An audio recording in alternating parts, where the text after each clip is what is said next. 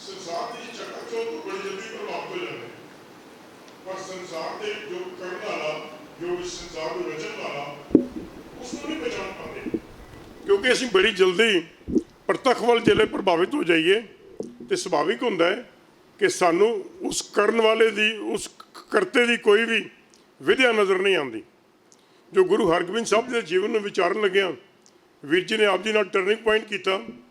उस वेले के बड़े बड़े फिलासफर जादूनाथ सरकार, समर्थ रामदास, ये सारे ही उस वेले भी भुलेखा खा गए। अज भी असीं देखते हैं सिख समाज में जिहड़ा सारा सोहना समाज असीं कहते हैं ना, अपग्रेड समाज, बड़े सारे सवाल भी खड़े करता है। साडी दिमागां की कंडीशनिंग ऐसी करती जाती है, इहो जी मानसिकता रची जाती है कि असीं उस दायरे विच ही रह सकते हैं, उस दायरे तो बाहर नहीं जाते। वीर जी ने हुणी आप जी नाल गल कीती ना, ये सवाल सानूं बड़ी बारी आए, फोन राही भी आए, वैसे भी पर्सनली लोगों ने आके मेरे नाल गल कीती कि बाहरों कौन आ रहा है जी, किहड़े-किहड़े प्रचारक बोलणगे, की विषय ते बोलोगे। मैं शुरुआती दौर में आप जी नाल बेनती की सी, मेरी समझ विच ये गल नहीं आई कि संगत नूं इकट्ठ किस तरह किया जाए। जे आप विच कोई होएगा जिस कोले कोई तरीकाकार होवे, वो साडे नाल जरूर साझा करे। जो अगला विषय बड़ा इंपॉर्टेंट विषय है, मीरी अते पीरी का संकल्प, कि गुरु हरगोबिंद साहब जी ने मीरी अते पीरी के इस संकल्प नूं सानू दे के किहो जी वड्डी विचारधारा विच एक बड़ा बड़ा मार्का मारिया।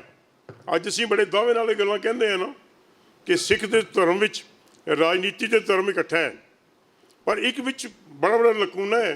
और लकूना की है कि सिख की राजनीति धर्म के अधीन रहेगी, धर्मी होके उस राजनीति को अपनावेगा।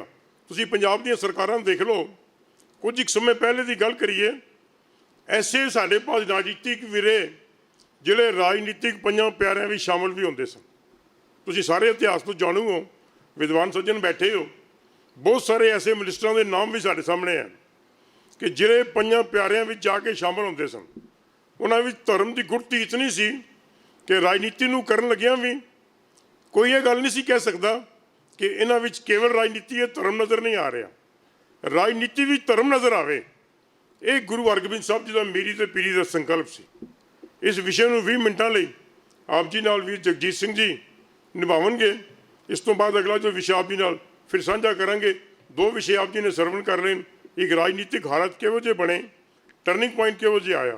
आओ हम तीसरे विषय नाल जुड़ते हैं, वीर जी पासों विषय सरवण करते हैं। वाहिगुरू जी का खालसा, वाहिगुरू जी की फतेह। जी का मेरी पीढ़ी का संकल्प, ਉਹਦੇ ਉੱਪਰ आप जी ने 2 विषय सरवण किए। पहले राजनीतिक हालात, दूसरा टर्निंग पॉइंट जड़ा है। 4 लड़ाइयाँ गुरु हरगोबिंद साहब जी ने लड़ियाँ, 4 में जित्तां प्राप्त की। मीर शब्द जड़ा है ते पीर शब्द जड़ा ये फारसी का शब्द है। मीर शब्द अमीर तो आया। अमीर मैंने हुंदा हाकम, राजा, बादशाह। अज भी अफगानिस्तान दे विच राजे नूं अमीर कहंदे आ। सऊदी अरबिया दे विच भी पहलां ਵੱਡੇ सब तो राजे नूं अमीर कहा करते स। तो अमीर तो मीर बनया, मीर तो भाव के बादशाह, हाकम, राज करन वाला।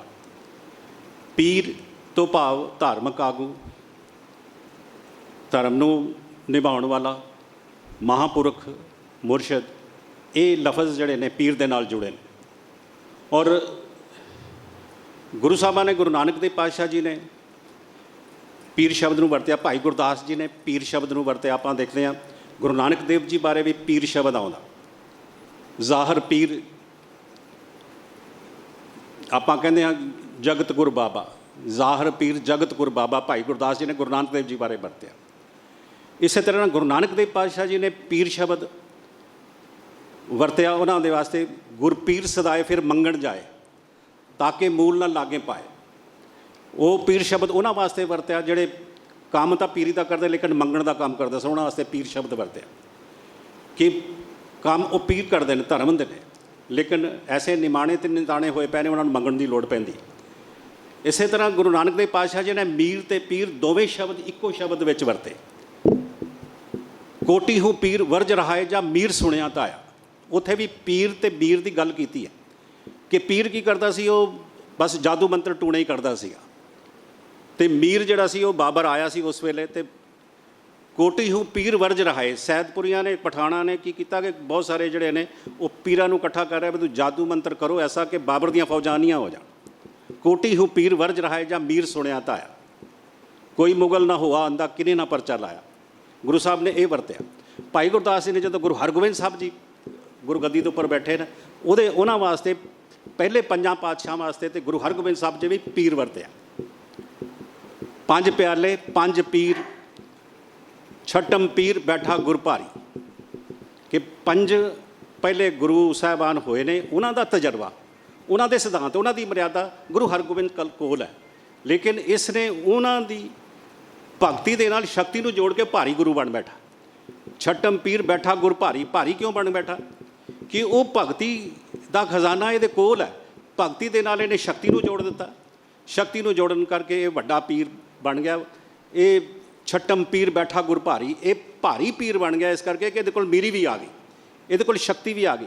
ਤਾਂ ਗੁਰੂ ਸਾਹਿਬਾਨ ਗੁਰੂ ਹਰਗੋਬਿੰਦ ਸਾਹਿਬ ਜੀ ਨੇ ਮੀਰੀ ਦੇ ਨਾਲ ਪੀਰੀ, ਪੀਰੀ ਦੇ ਨਾਲ ਮੀਰੀ, ਸ਼ਾਸਤਰ ਦੇ ਨਾਲ ਸ਼ਸਤਰ ਔਰ ਸੰਤ ਦੇ ਨਾਲ ਸਿਪਾਹੀ, ਭਗਤੀ ਦੇ ਨਾਲ ਸ਼ਕਤੀ, ਇਹ ਜੋੜੀ ਹੈ। ਆਪਾਂ ਉਹਨੂੰ ਕਹਿੰਦੇ ਦੇਗ ਦੇ ਨਾਲ ਦੇਗ ਦੇ ਨਾਲ ਤੇਗ, ਇਹ ਜੋੜੀ ਹੈ। ਹਲ ਵਾਹੁਣ ਵਾਲਾ ਕਿਰਪਾਨ ਵੀ ਚਲਾਏਗਾ। ਦੇਗ ਆਪਾਂ ਕਹਿੰਦੇ, ਦੇਗ ਆਪਾਂ ਲੰਗਰ ਨੂੰ ਵੀ ਕਹਿੰਦੇ, ਦੇਗ ਆਪਾਂ ਕੜਾਹ ਪ੍ਰਸ਼ਾਦ ਨੂੰ ਵੀ ਕਹਿੰਦੇ ਆ। ਆਪਾਂ ਦੇਗ ਦੇ ਵਿੱਚ ਕੜਾਹ ਪ੍ਰਸ਼ਾਦ ਨੂੰ ਪ੍ਰਵਾਨ ਕਿਰਪਾਨ ਰਾਹੀਂ ਕਰਦੇ ਹਾਂ। ਦੇਗ ਤੇਗ, ਦੇਗ ਦੇ ਨਾਲ ਤੇਗ, ਛਪਰੀਆਂ ਦੇ ਨਾਲ ਛਾਉਣੀਆਂ, ਫਕੀਰੀ ਦੇ ਨਾਲ ਸ਼ਾਹੀ ਠਾਠ, ਇਹ ਗੁਰੂ ਹਰਗੋਬਿੰਦ ਸਾਹਿਬ ਜੀ ਨੇ ਕੀਤਾ। ਇਹਨਾਂ ਨੂੰ ਇਕੱਠਾ ਹੀ ਕਰ ਦਿੱਤਾ, ਇੱਕ ਜਗ੍ਹਾ ਦੇ ਉੱਪਰ ਇਕੱਠੇ ਕਰ ਦਿੱਤਾ। ਰਬਾਬ ਦੇ ਨਾਲ ਨਗਾਰਾ, ਰਬਾਬ ਵੱਜੇਗੀ, ਕੀਰਤਨ ਹੋਏਗਾ, ਨਾਲ ਨਗਾਰੇ ਵੀ ਵੱਜਣਗੇ। ਇਹ ਰਬਾਬ ਵਜਾਉਣ ਵਾਲਾ ਘੋੜਸਵਾਰੀ ਵੀ ਕਰੇਗਾ, ਉਹਨੇ ਕਿਰਪਾਨ ਵੀ ਪਹਿਨੀ ਹੋਗੀ, ਕਿਰਪਾਨ ਵੀ ਚਲਾਏਗਾ। ਉਹਦੇ ਵਿੱਚ ਦੋਵੇਂ ਗੁਣ ਹੋਣਗੇ, ਮੀਰੀ ਦਾ ਗੁਣ ਵੀ ਹੋਏਗਾ, ਪੀਰੀ ਦਾ ਗੁਣ ਵੀ ਹੋਏਗਾ। ਤੋ ਇਹ ਦੋਵਾਂ ਨੂੰ ਇਕੱਠਿਆਂ ਕਰ ਦਿੱਤਾ। ਗੁਰੂ ਹਰਗੋਬਿੰਦ ਸਾਹਿਬ ਜੀ ਦੀ ਇਹ ਕਮਾਲ ਸੀਗੀ। ਪਹਿਲਾਂ ਕੀ ਹੁੰਦਾ ਸੀ, ਗੁਰੂ ਹਰਗੋਬਿੰਦ ਸਾਹਿਬ ਜੀ ਨੇ ਜਿਹੜਾ ਇਹ ਗੁਰੂ ਨਾਨਕ ਦੇਵ ਪਾਤਸ਼ਾਹ ਨੇ ਦਿੱਤਾ, ਇਹ ਕੁਦਰਤ ਦੇ ਵਿੱਚੋਂ ਸਾਰਾ ਗੁਣ ਹੈ। ਵਿਰੋਧੀ ਤੱਤ ਸਾਡੇ ਅੰਦਰ ਵੀ ਨੇ, ਸਾਡੇ ਕੁਦਰਤ ਦੇ ਵਿੱਚ ਵੀ ਪਏ ਨੇ। ਇਹ ਪੰਜ ਵਿਰੋਧੀ ਤੱਤ ਜਿਹੜੇ ਨੇ ਕੁਦਰਤ ਦੇ ਵਿੱਚ ਵੀ ਨੇ, ਸਾਡੇ ਅੰਦਰ ਵੀ ਨੇ। ਦੇਖਦੇ ਆਪਾਂ ਅੱਗ, ਪਾਣੀ, ਹਵਾ ਆਪਸ ਵਿੱਚ ਵਿਰੋਧੀ ਤੱਤ ਨੇ, ਲੇਕਿਨ ਸਾਨੂੰ ਜੀਵਨ ਦਿੰਦੇ ਆ। ਇਹ ਸਾਰੀ ਕੁਦਰਤ ਦੇ ਵਿੱਚ ਨੇ ਔਰ ਸਾਡੇ ਅੰਦਰ ਵੀ ਨੇ। ਸਾਡਾ ਜੀਵਨ ਵੀ ਇਹਨਾਂ ਦੇ ਕਰਕੇ, ਵਿਰੋਧੀ ਤਾਕਤਾਂ ਦੇ ਕਰਕੇ ਹੀ ਹੈ।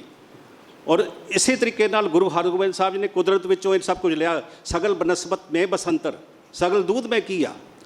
ਗੁਰੂ ਸਾਹਿਬ ਕਹਿੰਦੇ ਨੇ ਤੁਸੀਂ ਦੇਖੋ ਸਾਰੀ ਬਨਸਪਤੀ ਹਰੀ ਇਸੇ ਕਰਕੇ ਹੈਗੀ ਕਿ ਇਹਦੇ ਵਿੱਚ ਅੱਗ ਵੀ ਹੈਗੀ, ਇਹਦੇ 'ਚ ਪਾਣੀ ਵੀ ਹੈਗਾ, ਇਹਦੇ 'ਚ ਪਾਣੀ ਵੀ ਹੈਗਾ, ਅੱਗ ਵੀ ਹੈਗਾ।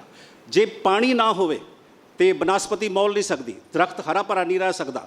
ਦਰਖਤ ਨੂੰ ਪਾਣੀ ਮਿਲਦਾ ਤੇ ਉਹਦੇ ਪੱਤੇ ਹਰੇ ਨੇ, ਉਹਦੇ ਫਲ ਲੱਗਦੇ ਨੇ, ਉਹਨੂੰ ਫੁੱਲ ਲੱਗਦੇ ਨੇ, ਲੇਕਿਨ ਪੱਕਦਾ ਤਾਂ ਹੈ ਜੋ ਉਹਦੇ 'ਚ ਅੱਗ ਹੈਗੀ ਹੈ। ਤੁਸੀਂ ਇੱਕ ਚੀਜ਼ ਕੱਢ ਦਿਓ ਉਹਦੇ ਵਿੱਚੋਂ, ਹੁਣ ਦਰਖਤ ਹੈ, ਦਰਖਤ ਦੇ ਵਿੱਚੋਂ ਅੱਗ ਕੱਢ ਦਿਓ ਤੇ ਉਹ ਪਾਣੀ ਦੀ ਸੇਮ ਦੇ ਨਾਲ ਹੀ ਖਤਮ ਹੋ ਜਾਏਗਾ। ਤੇ ਜੇ ਉਹਦੇ ਵਿੱਚੋਂ ਪਾਣੀ ਕੱਢ ਦਿਓ ਤੇ ਉਹ ਅੱਗ ਨਾਲ ਸੜਾ ਸੁੱਕਾ ਹੋ ਜਾਏਗਾ।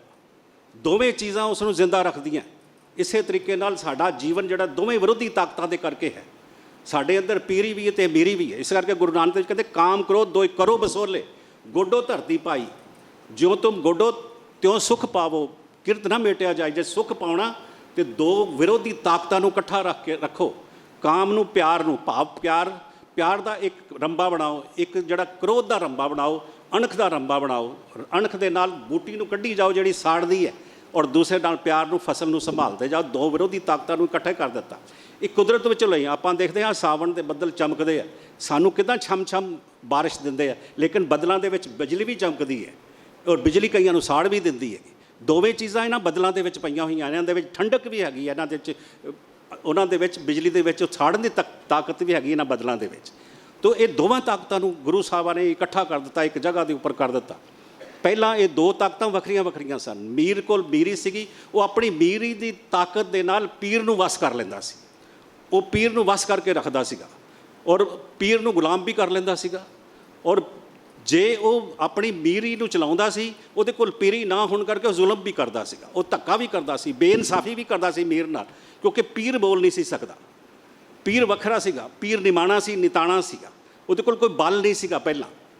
ਇਸ ਕਰਕੇ ਪੀਰ ਉਹਦੀ ਆਪਣੀ ਤਾਕਤ ਵਰਤ ਕੇ ਉਹਨੂੰ ਕਿਸੇ ਕੌਮ ਨੂੰ ਗੁਲਾਮ ਬਣਾ ਲੈਂਦਾ ਸੀਗਾ ਫਿਰ ਉਹਦੀ ਹੌਲੀ ਹੌਲੀ ਉਹਦੀ ਪੀਰੀ ਨੂੰ ਆਪਣੇ ਨਾਲ ਜੇ ਪੀਰ ਦਾ ਦੂਸਰੇ ਦਾ ਪੀਰ ਦਾ ਦੂਸਰੀ ਕੌਮ ਦਾ ਜੇ ਉਹਦਾ ਧਰਮ ਅਲੱਗ ਹੈ, ਰਾਜ ਕਰਨ ਵਾਲੇ ਨਾਲੋਂ ਮੀਰ ਨਾਲੋਂ ਧਰਮ ਅਲੱਗ ਹੈ, ਤੇ ਉਹ ਧਰਮ ਨੂੰ ਵੀ ਆਪਣੀ ਮੀਰੀ ਦੀ ਤਾਕਤ ਨਾਲ ਆਪਣੇ ਧਰਮ ਵਿੱਚ ਸ਼ਾਮਲ ਕਰਨ ਦੀ ਕੋਸ਼ਿਸ਼ ਕਰਦਾ ਸੀ। ਜੇ ਉਹਦੀ ਬੋਲੀ ਅਲੱਗ ਹੈ ਤੇ ਉਹਦੀ ਬੋਲੀ ਨੂੰ ਵੀ ਆਪਣੇ ਉਸ ਮੀਰੀ ਵਰਤ ਕੇ ਆਪਣੀ ਬੋਲੀ ਦੇ ਵਿੱਚ ਸ਼ਾਮਲ ਕਰਦਾ ਸੀਗਾ। ਜੇ ਉਹਦਾ ਪਹਿਰਾਵਾ ਅਲੱਗ ਹੈ ਤੇ ਉਹ ਪਹਿਰਾਵੇ ਨੂੰ ਵੀ ਉਹਦਾ ਬਦਲ ਕੇ ਆਪਣੇ ਅਨੁਸਾਰ ਕਰਦਾ ਸੀ।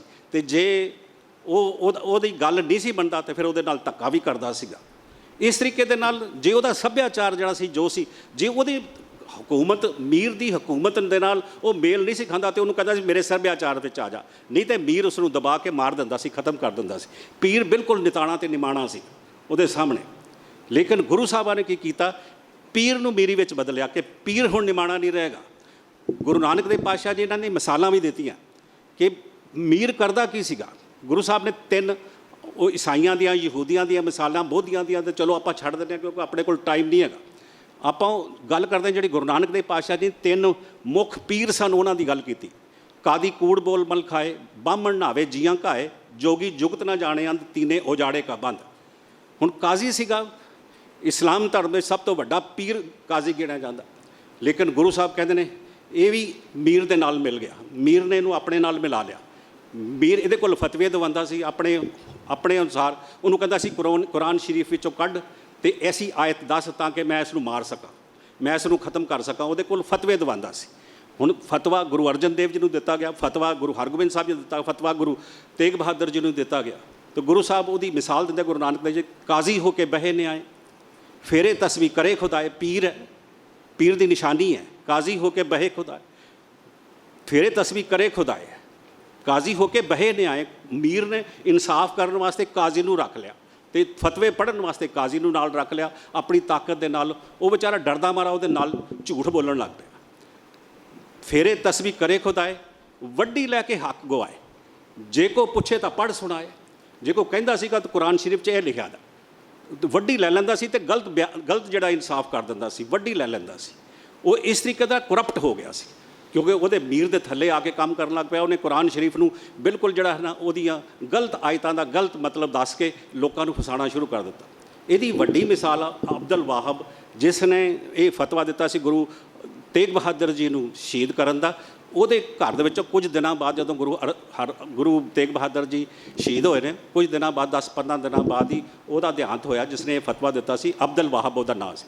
ਉਹਦੇ ਘਰੋਂ 33 ਲੱਖ ਰੁਪਈਆ ਮਿਲਿਆ ਸੀ ਕੈਸ਼, ਜਿਹੜਾ ਉਹ ਵੱਡੀ ਲੈ ਕੇ ਇਕੱਠਾ ਕਰਦਾ ਹੁੰਦਾ ਸੀ, ਤੇ ਲੱਖਾਂ ਰੁਪਏ ਦੀ ਜਿਊਲਰੀ ਉਹਦੇ ਘਰੋਂ ਮਿਲੀ ਸੀਗੀ। ਗੁਰੂ ਨਾਨਕ ਦੇਵ ਪਾਤਸ਼ਾਹ ਜੀ ਨੇ ਐਵੇਂ ਕਾਜ਼ੀ ਨੂੰ ਇਸ ਤਰ੍ਹਾਂ ਨਹੀਂ ਕਹਿ ਦਿੱਤਾ ਕਿਉਂਕਿ ਮੀਰ ਦੇ ਥੱਲੇ ਹੋ ਕੇ ਕੰਮ ਕਰਦਾ ਸੀ। ਮੀਰ ਉਹਨੂੰ ਆਪਣੀ ਤਾਕਤ ਨਾਲ ਕਹਿੰਦਾ ਸੀ ਵੀ ਫਤਵੇ ਦੇਣੇ। ਕਾਜ਼ੀ ਹੋ ਕੇ ਬਹੇ ਨੇ ਆਏ, ਫੇਰੇ ਤਸਵੀ ਕਰੇ ਖੁਦਾਏ, ਵੱਡੀ ਲੈ ਕੇ ਹੱਕ ਗਵਾਏ, ਜੇ ਕੋਈ ਪੁੱਛੇ ਤਾਂ ਪੜ੍ਹ ਸੁਣਾਏ। ਦੂਸਰਾ ਜਿਹੜਾ ਪੀਰ ਸੀਗਾ ਜੋਗੀ, ਉਹ ਜੋਗੀ ਤੋਂ ਭਗੌੜਾ ਹੋ ਗਿਆ, ਇਹ ਤੋਂ ਸੰਸਾਰ ਹੀ ਛੱਡ ਗਿਆ ਕਿ ਮੀਰ ਮੇਰੇ ਪਿੱਛੇ ਪਿਆ ਰਹੇਗਾ, ਮੈਂ ਮੀਰ ਦੇ ਨਾਲ ਲੜ ਨਹੀਂ ਸਕਦਾ, ਇਹ ਦੁਨੀਆ ਨੂੰ ਛੱਡ ਹੀ ਜਾਓ। ਉਹ ਦੁਨੀਆ ਨੂੰ ਛੱਡ ਗਿਆ। ਤੀਸਰਾ ਪੀਰ ਬ੍ਰਾਹਮਣ ਸੀਗਾ। ਹੁਣ ਬ੍ਰਾਹਮਣ ਨੂੰ ਉਸਨੇ ਆਪਣਾ ਗੁਲਾਮ ਬਣਾ ਲਿਆ, ਉਹਨੇ ਆਪਣੇ ਹਿਸਾਬ ਦੇ ਨਾਲ ਗੁਲਾਮ ਬਣਾਇਆ ਬ੍ਰਾਹਮਣ ਨੂੰ। ਉਹ ਜਿਹਦੀ ਮਿਸਾਲ ਜਿਹੜੀ ਹੈ ਉਹ ਗੁਰੂ ਨਾਨਕ ਦੇਵ ਪਾਤਸ਼ਾਹ ਜੀ ਵੀ ਕਹਿੰਦੇ ਆ ਕਿ ਇਹਦੀ ਹਾਲਤ ਦੇਖੋ, ਇਸ ਪੀਰ ਦੀ ਹਾਲਤ ਕੀ ਹੋਈ। ਇਹਦੀ ਪੀਰ ਦੀ ਹਾਲਤ ਇਸ ਕਰਕੇ ਹੋਈ, ਇਹਦੇ ਕੋਲ ਮੀਰੀ ਨਹੀਂ ਹੈਗੀ ਤੇ ਪੀਰ ਵਿਚਾਰਾ ਕਰੇ ਕੀ।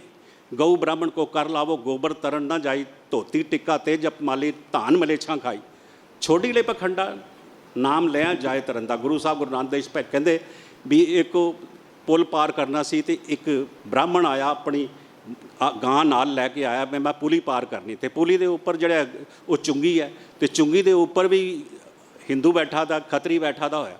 ਤੇ ਉਹ ਬ੍ਰਾਹਮਣ ਨੂੰ ਕਹਿੰਦਾ ਕਿ ਇਹਦਾ ਟੈਕਸ ਦੇ ਕੇ ਗਾਂ ਦਾ ਟੈਕਸ ਦੇ ਕੇ ਜਾ। ਉਹ ਕਹਿੰਦਾ ਵੀ ਇਹ ਤੇਰੀ ਵੀ ਮਾਂ ਤੇ ਮੇਰੀ ਵੀ ਮਾਂ, ਤੇ ਤੂੰ ਮਾਂ ਨੂੰ ਟੈਕਸ ਲਗਾਈ ਜਾਂਦਾ। ਉਹ ਕਹਿੰਦਾ ਮੈਂ ਮਾਂ ਨੂੰ ਟੈਕਸ ਨਹੀਂ ਲਗਾਉਂਦਾ, ਮੈਨੂੰ ਹਕੂਮਤ ਨੇ ਕਿਹਾ ਹੋਇਆ ਵੀ ਮਾਂ ਨੂੰ ਟੈਕਸ ਲਗਾਉਣਾ, ਮੈਂ ਹਕੂਮਤ ਦੀ ਗੱਲ ਕਰਦਾ। ਗੁਰੂ ਸਾਹਿਬ ਕਹਿੰਦੇ ਨੇ ਫਿਰ ਤੇਰਾ ਧਰਮ ਕਿੱਥੇ ਹੈ, ਤੂੰ ਤੇਰੀ ਪੀਰੀ ਕਿੱਥੇ ਹੈ। ਜੇ ਤੂੰ ਪੀਰ ਹੋ ਕੇ ਹਿੰਦੂ ਹੋ ਕੇ ਆਪਣੀ ਮਾਂ ਨੂੰ ਟੈਕਸ ਲਗਾਈ ਜਾਂਦਾ ਤੇ ਫਿਰ ਤੈਨੂੰ ਮਰ ਜਾਣਾ ਚਾਹੀਦਾ, ਤੈਨੂੰ ਖਤਮ ਹੋ ਜਾਣਾ ਚਾਹੀਦਾ। ਤੈਨੂੰ ਸ਼ਰਮ ਨਹੀਂ ਆਉਂਦੀ ਇਹ ਗੱਲ ਕਰਦਾ। ਉਹਦਾ ਗੋਬਰ ਦਾ, ਉਹਦਾ ਗਾਂ ਦਾ ਗੋਬਰ ਜਾ ਕੇ ਤੂੰ ਘਰ ਵਿੱਚ ਆਪਣਾ ਚੁੱਲ੍ਹਾ ਚੌਂਕਾ ਸੁੱਚਾ ਕਰਦਾ ਉਹਦੇ ਨਾਲ, ਤੇ ਤੂੰ ਹੁਣ ਉਹਦੇ 'ਤੇ ਟੈਕਸ ਲਗਾ ਰਿਹਾ।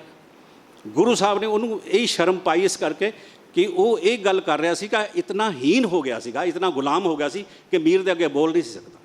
ਤੇ ਬਸ ਉਹ ਇੱਥੋਂ ਗੁਰੂ ਸਾਹਿਬ ਨੇ ਉਹਨਾਂ ਨੂੰ ਇਹ ਗੱਲ ਸਮਝਾਈ, ਗੁਰੂ ਹਰਗੋਬਿੰਦ ਸਾਹਿਬ ਨੇ ਸਮਝਾਈ ਇਹਦੀ ਹਾਲਤ ਕਿਉਂ ਹੋਈ। ਇਹਦੀ ਹਾਲਤ ਇਸ ਕਰਕੇ ਹੋਈ ਕਿ ਇਸ ਪੀਰ ਦੇ ਕੋਲ ਮੀਰੀ ਨਹੀਂ ਹੈਗੀ।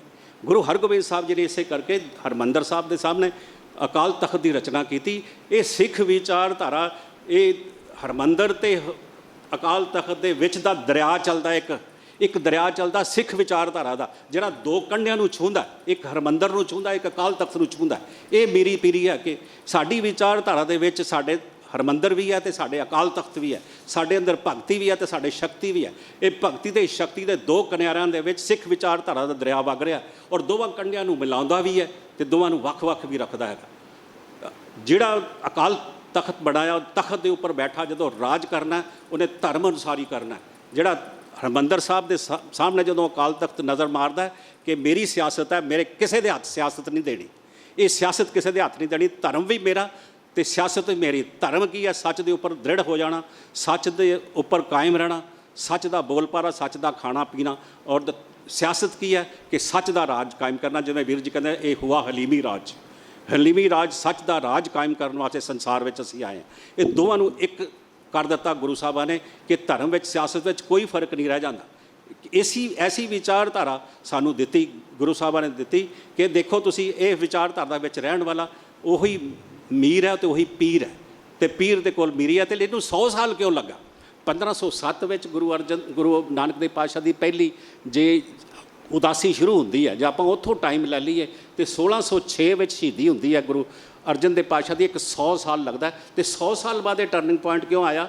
ਕਿਉਂਕਿ ਪਹਿਲਾਂ ਜਿਹੜੀ ਸੀਗੀ ਮੀਰੀ ਦੇ ਤਾਬਿਆ ਪੀਰੀ ਰਹਿੰਦੀ ਸੀਗੀ, ਹੁਣ ਗੁਰੂ ਸਾਹਿਬ ਨੇ ਪੀਰੀ ਦੀ ਤਾਬਿਆ ਜਿਹੜੀ ਸੀ ਉਹ ਮੀਰੀ ਨੂੰ ਕਰਨਾ ਸੀ। ਤੇ ਪੀਰੀ ਨੂੰ 100 ਸਾਲ ਇਸ ਕਰਕੇ ਲੱਗਾ ਕਿ ਪੀਰੀ ਦੀ ਦ੍ਰਿੜਤਾ ਜਿੰਨੀ ਚਿਰ ਨਹੀਂ ਹੋਏਗੀ, ਮੀਰ ਜ਼ਾਲਮ ਹੋ ਜਾਏਗਾ।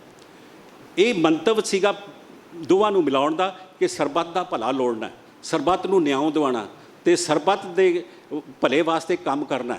ਔਰ ਇਸੇ ਕਰਕੇ ਜਦੋਂ ਇਹ ਗੁਰੂ ਤੇਗ ਬਹਾਦਰ ਦੀ ਸ਼ਹੀਦੀ ਜਦੋਂ ਹੁੰਦੀ ਹੈ, ਉਹ ਕੋਈ ਆਪਣੇ ਭਲੇ ਵਾਸਤੇ ਨਹੀਂ ਹੁੰਦੀ, ਉਹ ਦੂਸਰੇ ਭਲੇ ਵਾਸਤੇ ਹੁੰਦੀ। ਸਰਬੱਤ ਦਾ ਭਲਾ ਮੈਂ ਜਦੋਂ ਕਹਿ ਰਿਹਾ ਤੁਹਾਨੂੰ, ਸਾਨੂੰ ਕੋਈ ਉਹਦੇ ਤਿਲਕ ਜੰਜੂ ਨਾਲ ਕੋਈ ਵਾਸਤਾ ਨਹੀਂ ਹੈਗਾ, ਲੇਕਿਨ ਤਿਲਕ ਜੰਜੂ ਰਾਖਾ ਪ੍ਰਭ ਤੱਕ।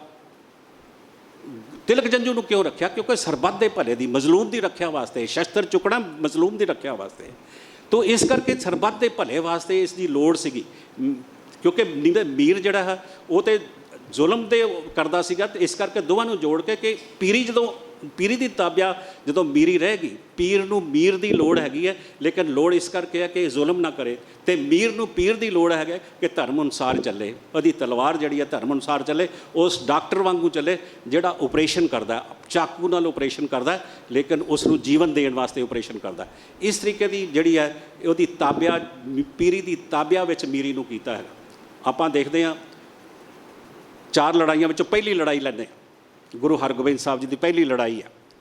ਪਹਿਲੀ ਲੜਾਈ ਜਦੋਂ ਅੰਮ੍ਰਿਤਸਰ ਵਿਖੇ ਹੋਈ ਹੈ, ਤੇ ਕੁਲੀਜ਼ ਖਾਨ ਜਿਹੜਾ ਪੰਜਾਬ ਦਾ ਗਵਰਨਰ ਸੀ ਉਸ ਵੇਲੇ, ਉਹਨੇ ਮੁਖਲਿਸ ਖਾਨ ਨੂੰ 7000 ਫੌਜ ਦੇ ਕੇ ਭੇਜਿਆ।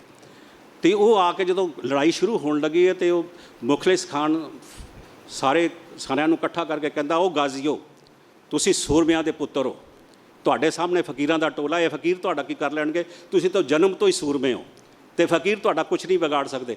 ਅੱਜ ਦਾ ਦਿਨ ਹੈ, ਬਸ ਅੱਜ ਹੀ ਦਿਨ ਇਹਨਾਂ ਨੂੰ ਹਰਾ ਦਿਓ ਤੁਸੀਂ। ਜਦੋਂ ਲੜਾਈ ਹੋਈ ਸ਼ਾਮ ਤੱਕ ਉਹਨਾਂ ਦੇ ਹੱਥ ਪੱਲੇ ਕੱਖ ਨਹੀਂ ਪਿਆ, ਲੜਾਈ ਹੋਈ ਸ਼ਾਮ ਤੱਕ ਕੁਛ ਨਹੀਂ ਹੋਇਆ। ਉਹ ਕਹਿਣ ਲੱਗੇ ਵੀ ਇਹ ਫਕੀਰਾਂ ਦਾ ਟੋਲਾ, ਅਸੀਂ ਸਮਝਦੇ ਸਾਂ ਵੀ ਇਹ ਇਤਨੇ ਸੂਰਮੇ ਨਿਕਲੇ।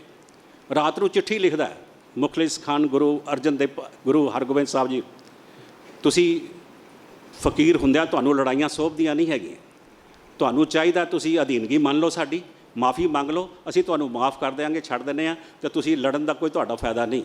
ਗੁਰੂ ਸਾਹਿਬ ਉਹਨੂੰ ਪਲਟ ਜਵਾਬ ਦਿੰਦੇ, ਉਸ ਵੇਲੇ ਭੇਜਦੇ ਆ ਕਿ ਮੁਖਲਿਸ ਖਾਨ, ਠੀਕ ਹੈ ਅਸੀਂ ਫਕੀਰ ਹਾਂ, ਲੇਕਿਨ ਅਸੀਂ ਆਪਣੀਆਂ ਅਣਖਾਂ ਰੋਲਣ ਵਾਸਤੇ ਸੰਸਾਰ ਵਿੱਚ ਨਹੀਂ ਆਏ ਹੈਗੇ। ਤੇਰੇ ਵਰਗਿਆਂ ਕੋਲੋਂ ਸਾਨੂੰ ਡਰ ਨਹੀਂ ਲੱਗਦਾ, ਅਸੀਂ ਆਪਣੀ ਅਣਖ ਬਚਾ ਕੇ ਰੱਖਣੀ। ਉਹ ਇਸ ਤਰੀਕੇ ਨਾਲ ਉਹਨੂੰ, ਜਦੋਂ ਫਿਰ ਦੂਸਰੇ ਦਿਨ ਲੜਾਈ ਹੋਈ ਹੈ ਤੇ ਹਾਰ ਗਏ, ਭੱਜ ਗਏ ਸਨ। ਇਹਦੇ ਵਿੱਚ, ਇਸ ਲੜਾਈ ਦੇ ਵਿੱਚ ਮੀਰ ਨੇ ਤਾਂ ਭੇਜ ਦਿੱਤੀ ਫੌਜ, ਭੇਜ ਦਿੱਤੀ, ਸ਼ਾਹਜਹਾਨ ਨੇ ਤਾਂ ਫੌਜ ਭੇਜ ਦਿੱਤੀ, ਕੁਲੀਜ਼ ਖਾਨ ਨੂੰ ਕਹਿ ਕੇ ਫੌਜ ਭੇਜ ਦਿੱਤੀ ਮੁਖਲਿਸ ਖਾਨ ਦੇ, ਉਹਦੀਆਂ ਮੀਰ ਦੀਆਂ ਫੌਜਾਂ ਆ ਗਈਆਂ ਲੜਨ ਵਾਸਤੇ। ਇੱਥੇ ਪੀਰ ਆਪ ਲੜਦਾ ਪਿਆ। ਦੋਵਾਂ 'ਚ ਫਰਕ ਦੇਖੋ ਨਾ ਤੁਸੀਂ, ਕਿ ਮੀਰੀ ਪੀਰੀ ਦਾ ਸੰਕਲਪ ਹੈ ਕੀ ਹੈ ਕਿ ਉੱਥੇ ਤਾਂ ਮੀਰ ਨੇ ਫੌਜਾਂ ਭੇਜ ਦਿੱਤੀਆਂ, ਇੱਥੇ ਪੀਰ ਆਪ ਘੋੜੇ ਦੇ ਉੱਪਰ ਚੜ੍ਹਿਆ ਹੋਇਆ, ਆਪ ਤਲਵਾਰ ਚਲਾ ਰਿਹਾ। ਇਹ ਮੀਰੀ ਵਰਤਾ ਰਿਹਾ, ਪੀਰ ਜਿਹੜਾ ਘੋੜੇ ਦੇ ਉੱਪਰ ਚੜ੍ਹ ਕੇ ਮੀਰੀ ਨਾਲ ਵਾਰ ਕਰ ਰਿਹਾ ਉਹਦੇ ਉੱਪਰ। ਇਹ ਪੀਰ ਦੇ ਕੋਲ ਮੀਰੀ ਆ ਗਈ ਹੋਈ ਹੈ। ਇਸ ਕਰਕੇ ਹੁਣ ਉਹ ਪੀਰ ਜਿਹੜਾ ਤਖਤ ਦੇ ਉੱਪਰ ਉਸ ਦੇ ਉੱਪਰ ਨਹੀਂ ਬੈਠਾ ਹੋਇਆ, ਹੁਣ ਇਸ ਵੇਲੇ ਲੜਾਈ ਦੇ ਮੈਦਾਨ ਵਿੱਚ ਪੀਰ ਖੁਦ ਤਲਵਾਰ ਦੇ ਨਾਲ ਲੜ ਰਿਹਾ। ਗੁਰੂ ਗੋਬਿੰਦ ਸਿੰਘ ਜੀ ਮਹਾਰਾਜ ਚਮਕੌਰ ਦੀ ਗੜੀ ਵਿੱਚ ਲੜ ਰਹੇ ਨੇ ਤੇ ਉਹਨਾਂ ਦੀਆਂ ਫੌਜਾਂ ਇੱਧਰ 22 ਧਾਰ ਰਾਜਿਆਂ ਦੀ ਫੌਜਾਂ ਤੇ ਮੁਗਲਾਂ ਦੀਆਂ ਫੌਜਾਂ ਨੇ ਘੇਰਾ ਪਾਇਆ ਹੋਇਆ, 10 ਲੱਖ ਫੌਜ ਨੇ ਘੇਰਾ ਪਾਇਆ ਹੋਇਆ। ਇਹ ਮੀਰ ਨੇ ਭੇਜੀਆਂ ਹੋਈਆਂ ਫੌਜਾਂ, ਲੇਕਿਨ ਉੱਥੇ ਪੀਰ ਖੁਦ ਲੜ ਰਿਹਾ।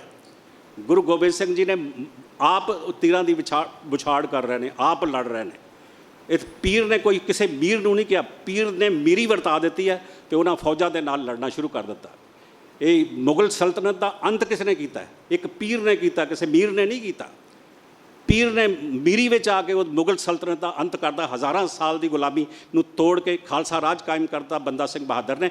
ਗੁਰੂ ਗੋਬਿੰਦ ਸਿੰਘ ਜੀ ਮਹਾਰਾਜ ਨੇ 5 ਤੀਰ ਦਿੱਤੇ ਸਨ, 5 ਪਿਆਰੇ ਨਾਲ ਦਿੱਤੇ ਸਨ। ਉਸ ਪੀਰ ਨੂੰ ਕਿਹਾ ਸੀ, ਉਹ ਗੁਰੂ ਗੋਬਿੰਦ ਸਿੰਘ ਦਾ ਅਨੰਦ ਸਿੱਖ ਸੀਗਾ, ਅੰਮ੍ਰਿਤਧਾਰੀ ਸਿੱਖ ਸੀਗਾ। ਉਹਦਾ ਸੱਚੇ ਪਾਤਸ਼ਾਹ ਨੇ ਉਹਦੇ 'ਤੇ ਮਿਹਰ ਕੀਤੀ। ਉਸ ਮਿਹਰ ਕਰਕੇ ਉਸ ਨੂੰ ਕਿਹਾ, ਅੱਜ ਤੂੰ ਪੀਰ ਦੇ ਨਾਲ ਮੀਰੀ ਵਰਤਾ ਕੇ ਦਿਖਾ ਦੇ ਤੇ ਇਸ ਮੁਗਲ ਸਲਤਨਤ ਦੀ ਜੜ੍ਹਾਂ ਪੱਟ ਦੇ। ਜੜ੍ਹਾਂ ਪੱਟ ਦਿੱਤੀਆਂ ਉਹਦੀਆਂ, ਮੁਗਲ ਸਲਤਨਤ ਦੀਆਂ 1000 ਸਾਲ ਦੀਆਂ ਜੜ੍ਹਾਂ ਪੱਟ ਦਿੱਤੀਆਂ, ਇੱਕ ਪੀਰ ਨੇ ਪੁੱਟੀਆਂ। 1984 ਦੇ ਵਿੱਚ ਤੁਸੀਂ ਦੇਖੋ, ਤੁਸੀਂ ਮੀਰ ਨੇ ਫੌਜਾਂ ਭੇਜੀਆਂ, ਤੋਪਾਂ ਚਲਾਈਆਂ ਉੱਥੇ ਆ ਕੇ, ਉੱਥੇ ਟੈਂਕ ਵਾੜੇ ਅੰਦਰ ਆ ਕੇ ਕਮਾਂਡੋ ਭੇਜੇ, 30 ਕਮਾਂਡੋ ਜਿਹੜੇ ਸਿਰਕੱਢ ਕਮਾਂਡੋ ਹਿੰਦੁਸਤਾਨ ਦੇ ਨੇ। ਲੇਕਿਨ ਪੀਰ ਆਪ ਲੜਿਆ ਉੱਥੇ, ਸੰਤ ਜਰਨੈਲ ਸਿੰਘ ਪੀਰ ਆਪ ਲੜਿਆ ਉੱਥੇ ਤੇ ਉਹ 30 ਕਮਾਂਡੋ ਮਾਰ ਛੱਡੇ ਉਹਨਾਂ ਨੇ, ਜਿਹੜੇ ਬਹੁਤ ਸਿਰਕੱਢ ਕਮਾਂਡੋ ਸੀਗੇ। 7000 ਫੌਜ ਦਾ ਨੁਕਸਾਨ ਕਰ ਦਿੱਤਾ। ਪੀਰ ਆਪ ਲੜਿਆ ਉੱਥੇ। ਤੋ ਇਹ ਪੀਰ ਦੇ ਵਿੱਚ ਮੀਰੀ ਸਮਾ ਜਾਂਦੀ ਜਦੋਂ, ਤੇ ਪੀਰ ਜਿਹੜਾ ਉਹ ਮੀਰੀ ਨੂੰ ਵਰਤਾਉਂਦਾ। ਇਸ ਤਰੀਕੇ ਦਾ ਇਹ ਸਿਧਾਂਤ ਹੈਗਾ। ਇਹਦੇ 'ਚ ਮੀਰ ਵੱਖਰਾ ਨਹੀਂ ਹੈਗਾ ਤਾਂ ਪੀਰ ਵੱਖਰਾ ਨਹੀਂ ਹੈਗਾ, ਤਾਂ ਪੀਰੀ ਤੇ ਮੀਰੀ ਦੋਵੇਂ ਇੱਕ ਜਗ੍ਹਾ ਦੇ ਉੱਪਰ ਇਕੱਠੇ ਹੈਗੇ। ਇਸ ਕਰਕੇ ਮੀਰ ਤੇ ਪੀਰੀ ਨੂੰ, ਮੀਰ ਤੇ ਪੀਰ ਨੂੰ, ਮੀਰ ਨੂੰ ਪੀਰ ਦੀ ਲੋੜ ਹੈ, ਪੀਰ ਨੂੰ ਮੀਰ ਦੀ ਲੋੜ ਹੈ। ਇਸ ਕਰਕੇ ਇਹ ਮੀਰੀ ਪੀਰੀ ਦਾ ਸਿਧਾਂਤ ਜਿਹੜਾ ਗੁਰੂ ਸਾਹਿਬ ਨੇ ਦਿੱਤਾ, ਅੱਜ ਅਸੀਂ ਇਸ ਸਿਧਾਂਤ ਨੂੰ ਭੁੱਲਦੇ ਭਾਵੇਂ। ਸਾਡੇ ਸਾਹਮਣੇ ਮੈਂ ਜਦੋਂ ਪਾਲਿਸੀ ਦੀ ਗੱਲ ਕਰ ਰਿਹਾ ਸਾਂ, ਤੇ ਜਦੋਂ ਉਦੋਂ ਹੁੰਦਾ ਸੀ ਕਿ ਗਊ ਵੱਧ ਜਿਹੜਾ ਜ਼ਰੂਰ ਕਰਨਾ ਚਾਹੀਦਾ। ਅੱਜ ਗਊ ਰੱਖਿਅਕ ਆ ਗਏ ਨੇ। ਅੱਜ ਜਿਹੜੇ ਗਊ ਵੱਧ ਕਰਦੇ ਸਨ, ਅੱਜ ਉਹਨਾਂ ਨੂੰ ਲਿੰਚਿੰਗ ਕਰਕੇ ਮਾਰ ਰਹੇ ਨੇ। ਕਿੱਦਾਂ ਪਾਲਿਸੀਆਂ ਬਦਲਦੀਆਂ। ਇੱਦਾਂ ਸੰਸਾਰ ਵਿੱਚ ਆਉਂਦਿਆਂ ਆਪਾਂ ਦੇਖਦੇ ਹਾਂ ਪਾਲਿਸੀਆਂ ਬਦਲਦੀਆਂ ਹੈਗੀਆਂ। ਪਹਿਲਾਂ ਉਦੋਂ ਕਹਿੰਦੇ ਸਨ ਗਊ ਵੱਧ ਕਰਨਾ ਚਾਹੀਦਾ, ਅੱਜ ਕਹਿੰਦੇ ਸੀ ਗਊ ਰਕਸ਼ਕ ਪੈਦਾ ਹੋ ਗਿਆ। ਪਹਿਲਾਂ ਕਹਿੰਦੇ ਸਨ ਗਾਂਧੀਵਾਦ ਹੈ, ਇਸ ਨੂੰ ਚਲਾਉਣਾ। ਹੁਣ ਕਹਿੰਦੇ ਨਹੀਂ, ਗੋਡਸੇ ਠੀਕ ਸੀਗਾ, ਗੋਡਸੇ ਨੂੰ ਯਾਦ ਕਰੋ। ਪਹਿਲਾਂ ਕਹਿੰਦੇ ਸਨ ਸੈਕੂਲਰ ਕੰਟਰੀ ਆ, ਹੁਣ ਕਹਿੰਦੇ ਨਹੀਂ ਜੀ ਹਿੰਦੂ ਜਿਹੜਾ ਰਾਜ ਹੋਣਾ ਚਾਹੀਦਾ, ਇਹ ਹਿੰਦੂ ਰਾਸ਼ਟਰ ਬਣਾਉਣਾ, ਇੱਥੇ ਅਸੀਂ ਹਿੰਦੂ ਰਾਸ਼ਟਰ ਬਣਾਉਣਾ। ਪਾਲਿਸੀਆਂ ਕਿੱਦਾਂ ਚੇਂਜ ਹੁੰਦੀਆਂ। ਨਕਸ਼ਬੰਦੀ ਲਹਿਰ ਦੀਆਂ ਗੱਲਾਂ ਜਿਹੜੀਆਂ ਨੇ ਅੱਜ ਵੀ ਅਸੀਂ ਦੇਖਦੇ ਪਏ ਹਾਂ ਵੀ ਇਹ ਕਿਸ ਤਰ੍ਹਾਂ ਇੱਥੇ ਆਉਂਦੀਆਂ ਹੈਗੀਆਂ। ਪਹਿਲਾਂ ਉਹ ਕਹਿੰਦੇ ਸਨ ਨਹੀਂ ਜੀ ਮੰਦਰਾਂ ਨੂੰ ਢਾਹ ਦਿਓ, ਮੰਦਰਾਂ ਦੀ ਰਿਪੇਅਰ ਨਹੀਂ ਹੋਣ ਦਿਓ ਤੇ ਮੰਦਰਾਂ ਦੀ ਜਗ੍ਹਾ 'ਤੇ ਮਸੀਤਾਂ ਬਣਾ ਦਿਓ। ਹੁਣ ਇਹ ਕਹਿੰਦੇ ਨੇ ਨਹੀਂ ਜੀ ਮਸੀਤਾਂ ਢਾਹ ਦਿਓ ਤੇ ਉਹਨਾਂ ਦੀ ਜਗ੍ਹਾ ਦੇ ਉੱਪਰ ਜਿਹੜੀਆਂ ਨੇ ਮੰਦਰ ਉਹਨਾਂ ਦੇ ਉੱਪਰ ਜਗ੍ਹਾ ਦੇ ਉੱਪਰ ਬਣਾ ਦਿਓ। ਕਿਸ ਤਰ੍ਹਾਂ ਇਹ ਚੇਂਜ ਹੁੰਦੀ ਹੈ। ਗੱਲ ਉਹੀ ਹੈ, ਸੇਮ ਹੀ ਹੈ, ਪਰ ਇਹ ਜਦੋਂ ਹੁਕੂਮਤਾਂ ਬਦਲਦੀਆਂ।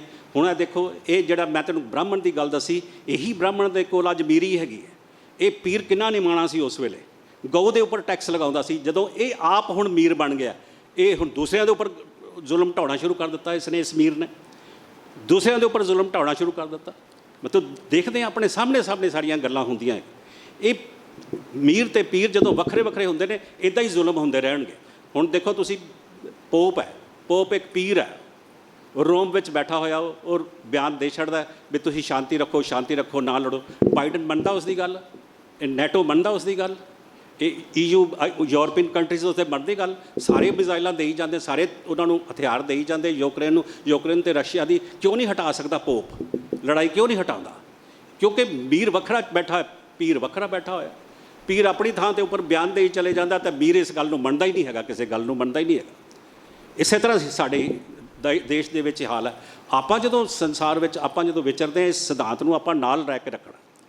ਅਸੀਂ ਸ਼ਸਤਰਬੱਧ ਹੋ ਕੇ ਚੱਲਦੇ ਹਾਂ, ਸਾਡੇ ਕੀਰਤਨੀਏ ਸ਼ਸਤਰਬੱਧ ਹੋ ਕੇ ਕੀਰਤਨ ਕਰਦੇ ਆ। ਅਸੀਂ ਜਦੋਂ ਚੱਲਦੇ ਹਾਂ ਸ਼ਸਤਰਬੱਧ ਹੋ ਕੇ ਚੱਲਦੇ ਹਾਂ। ਅਸੀਂ ਨਿਤਨੇਮੀ ਵੀ ਹੈਗੇ ਹਾਂ, ਅਸੀਂ ਪਾਠ ਵੀ ਕਰਦੇ ਹੈਗੇ ਹਾਂ, ਅਸੀਂ ਗੁਰੂ ਗ੍ਰੰਥ ਸਾਹਿਬ ਦੀ ਤਾਬਿਆ ਵੀ ਬੈਠਦੇ ਹਾਂ। ਲੇਕਿਨ ਗੁਰੂ ਗ੍ਰੰਥ ਸਾਹਿਬ ਦੀ ਤਾਬਿਆ ਸਾਡੇ ਸ਼ਸਤਰ ਪਏ ਹੋਏ।